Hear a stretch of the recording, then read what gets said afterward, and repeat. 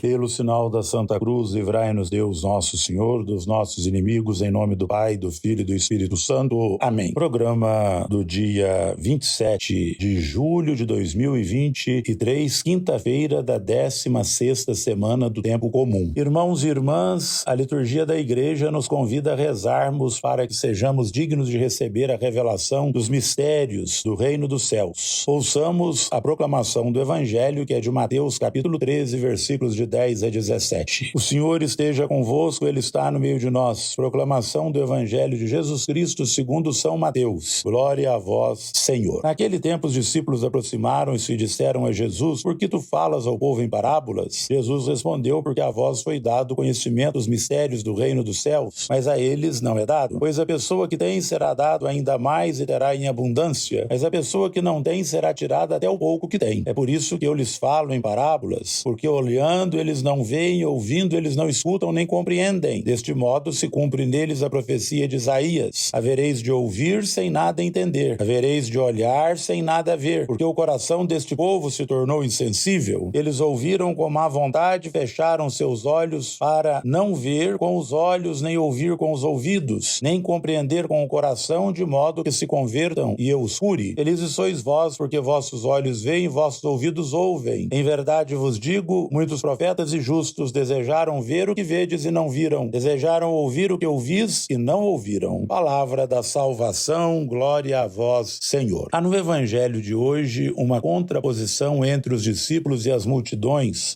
que ouviam Jesus pregando o reino dos céus. Aos discípulos foi dado o conhecimento dos mistérios do reino dos céus, depois das bem-aventuranças proclamadas no Sermão da Montanha, Mateus 5, 3, 10. Esta é a terceira vez em que Jesus proclama uma bem-aventurança. Mateus 5, 11, 12, Mateus 11, 6, Mateus 13, 16. Por que os discípulos são felizes? Qual é o motivo de serem tão bem-aventurados? É dom de Deus reservado aos que creem. O conhecimento do reino dos céus. Podem ver e ouvir no sentido de entender em profundidade o mistério revelado por Jesus. O contrário acontece com as multidões. Jesus utiliza-se de uma profecia de Isaías em que se expressa o motivo pelo qual as multidões não entenderam a pregação de Isaías nem a de Jesus. O coração deste povo se tornou insensível. Eles ouviram com má vontade e fecharam seus olhos para não ver com os olhos, nem ouvir com os ouvidos, nem compreender com o coração. Isaías 6, 9 e 10. Um coração endurecido e insensível não será capaz de receber e de entender o dom do mistério do reino, muito menos de entrar e participar do reino dos céus, que é o próprio Jesus. Os discípulos aproximaram-se e disseram a Jesus: por que tu falas ao povo em parábolas? Há muitas tentativas de explicar a resposta de Jesus. Parece certo que usava parábolas e comparações porque esse era o jeito mais comum de ensinar. Queria ser compreendido, mas também queria respeitar a liberdade de seus ouvintes. Queria ser compreendido pelos que o ouviam com boa vontade, dispostos a mudar de vida, pelos que não confiavam em si, mas procuravam a Deus. O Evangelho sempre nos incomoda e nos interroga, pois nos leva a tomar uma decisão. É certo que Jesus nos mostra: não basta escutar, como também não basta ver com os olhos e ter o coração endurecido, enrijecido, que não acolhe a verdade, por isso não se liberta. A bênção está ao nosso alcance. Se a rejeitamos, a culpa é nossa e não é de Deus. Por isso, queridos irmãos e queridas irmãs, o contexto do Evangelho de hoje é da rejeição de Jesus por parte das lideranças. O evangelista vê nas parábolas uma oportunidade para as pessoas se definirem a favor ou contra Jesus. Em particular, Jesus explica o seu significado. Vale-se da citação do profeta Isaías, que descreve a experiência do pregador que, com sua pregação, acaba irritando e endurecendo o coração dos ouvintes. Mesmo prevendo o resultado negativo, o profeta não pode calar-se, pois é Deus quem o envia. Sua pregação denuncia uma forma de fazer o povo voltar ao bom caminho. Neste contexto, os discípulos de todos os tempos são felizes porque veem os sinais do crescimento do reinado de Deus. Ave Maria, cheia de graça, o Senhor é convosco. Bendita sois vós entre as mulheres, bendito é o fruto do vosso ventre, Jesus. Santa Maria, Mãe de Deus, rogai por nós, pecadores, agora e na hora de nossa morte. Amém. Oremos. Ó Deus, sede generoso para com os vossos filhos e filhas e multiplicai em nós os dons da vossa graça, para que, repletos de fé, esperança e caridade, guardemos fielmente os vossos mandamentos. Por nosso Senhor Jesus Cristo, vosso Filho, na unidade do Espírito Santo. Amém. O Senhor esteja convosco, Ele está no meio de nós. Abençoe-vos o Deus Todo-Poderoso, Pai, Filho e Espírito Santo. Amém.